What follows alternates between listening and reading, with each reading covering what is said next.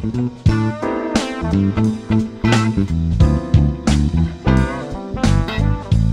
the winter of 2009, I launched my first nonprofit.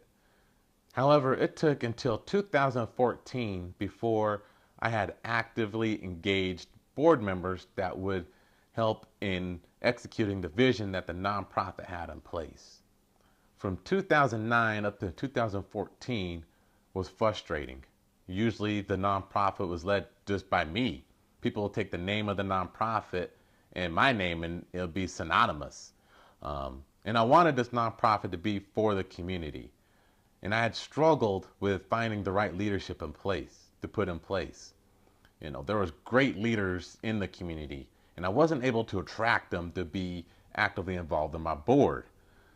And at first I thought, well, they felt my vision was strong. They knew that this nonprofit was needed.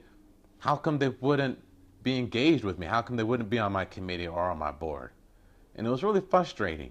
And then over time I realized, it wasn't them, of course, it was my leadership. See, my leadership had a lid that determines my level of effectiveness. Leadership is always going to have some sort of cap or a lid.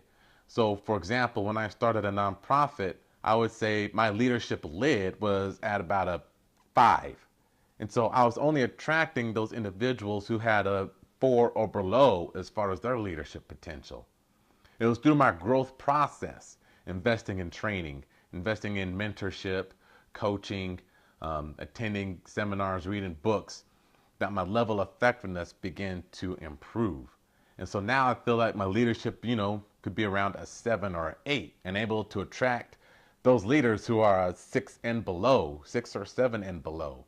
And as I continually grow in myself and develop myself, my leadership will keep growing and growing, and I'm able to attract more influential leaders, which in return can help execute the visions that I have for not only this nonprofit, but just for my success in general and for the people that I want to lead in other areas that I have within just my business, my nonprofits, and other community organizations that I represent. So think about you as a business owner or as a sales professional or as a manager at work. Think about your lid. In John Maxwell's book, The 21 Indispensable Qualities of a Leader, you can take those qualities and rank yourself on 1 to a 10. Add them all up and divide it by 21, and then you can give your lid a number. And if you want to improve that number, you can participate in masterminds. I at least start a mastermind group, at least once a month you can participate in. Think about the lid lifters in your life, your mentors. What are they doing? How can you be a reflection of them? Invest in training, books that talk about leadership. John Maxwell has over 100 books regarding leadership.